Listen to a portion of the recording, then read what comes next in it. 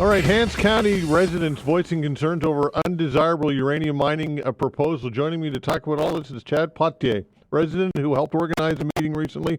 Chad, thanks for coming in. We appreciate it. Thank you very much for having me. And really appreciate the opportunity. thanks for bringing all the goodies Yeah, as well. no problem. No problem. The macaroons I put aside in here for Veinotte and I specifically. I don't blame you. That's the Falmouth Fruit and Vegetable Company. They do a nice job on those. Oh, very nice, very nice. We appreciate it very much. All right, so tell us about what is being proposed right now, and where are we? Just set the table for everybody who might not know what's going on. Yeah, absolutely. So the provincial government has reversed a moratorium on uranium exploration in the province, stated in 2009. And they're moving ahead with 3 separate projects for exploration, and eventually they hope to develop the areas. They've named them Millet Brook, which is our area, which is Vaughan, Hants County, directly beside beautiful Falls Lake. It's cottage country, beautiful area. East Dalhousie, similar scenario. You're right by Lake Torment, beautiful place, beautiful area. Developed again, both these areas, not just hunting cabins in the woods. They're developed with beautiful cottages, homes, long-term residents. And the other area, which they called Louisville, is actually River John. They almost nobody in these areas even recognized these names. It took some digging for me to actually realize where they were referencing, and it's directly across from my property. That we call it the Falls, call it a different name. So they were, kind of. Hiding in our opinion, hiding the locations of these, and very quickly moving this process forward without any consultation to stakeholders. No consultation to the landowners. The majority of this development is on private land. No consultation to the municipalities. No consultation to the indigenous people in the area. It's crazy. What are some of the main concerns here with this? Well, obviously, the number one concern is the environment and the impact on local residents. Very few places in the world, and especially in the developed world, do they do any kind of uranium mining like this in close proximity to developed communities. It is impossible to mine uranium safely in this close of a proximity to a population. This isn't northern Saskatchewan, 800, 900 kilometers away from the closest community. There are people all around this development.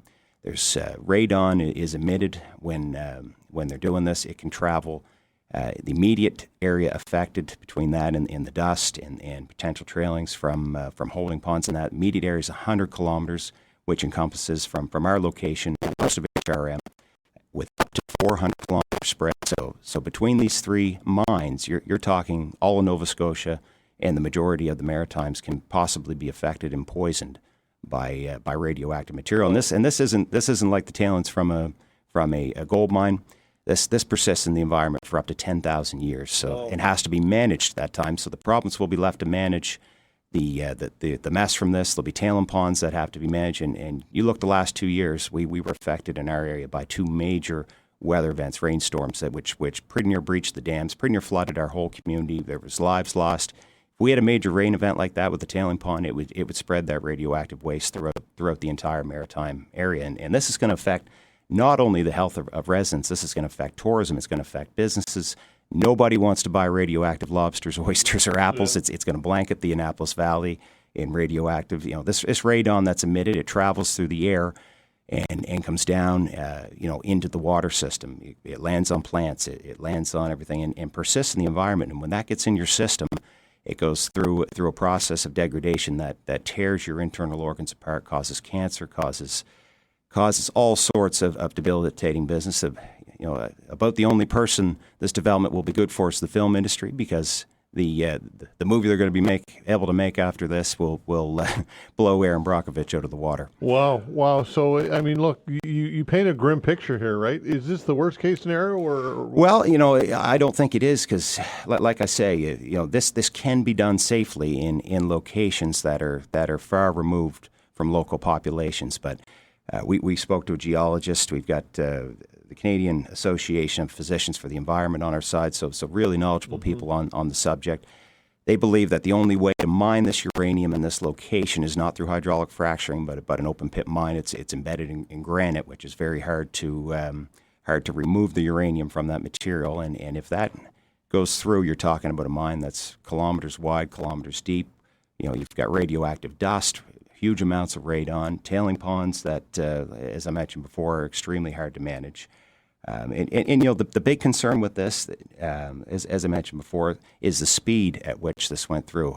I'm a card-carrying conservative. Mm-hmm. I'm not an environmentalist. I'm a business owner, and the last person who would normally be standing up and advocating for this. But I voted for Tim Houston. I had him in my business, helping him out when he was campaigning. But we see rushed projects like this without consultation in countries like Venezuela, not typically in a democratic society like Nova Scotia. Just to give you an idea of the timeline, Todd, May 14th, this RFP was announced. June 11th, and that's just a couple weeks ago, June 11th, the bidding concludes, and July 12th to the 26th, prospectors are decided.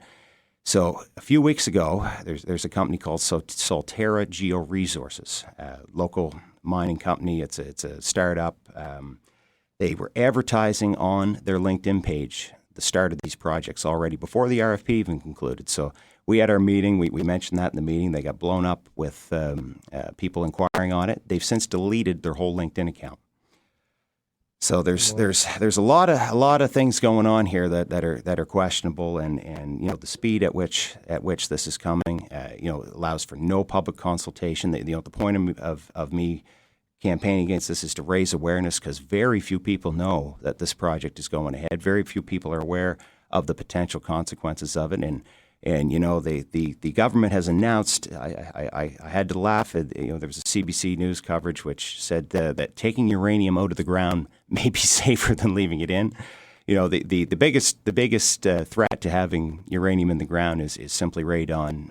If you build over on top of it. Yeah, you build over top of it, which that's been around for years and years. Mitigation that people can There's do. mitigation measures and a lot of awareness around that issue. When you take this out of the ground and start putting it into the air, putting it into the water, putting it to the surrounding communities, and the impact on that, there's no reversing it. And unlike cleanup methods with other mining projects, there is no way to remove this uranium from the environment. It does not degrade for tens of thousands of years. So this will be a devastating project for the whole region. Okay, and private property owners as well. There's concerns that Yes. they can be misused here? That's right. So it just happened recently in Yarmouth with the lithium mine. So private landowners, they have to be approached by the mining companies and asked to basically gain access to their land. And all the landowners, just the day of our meeting,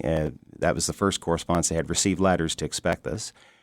And if they decline the mining companies coming onto their land, the province can overturn it and grant them access. And this just happened, as I mentioned, in Yarmouth with the lithium mine. And so landowners have no rights in this.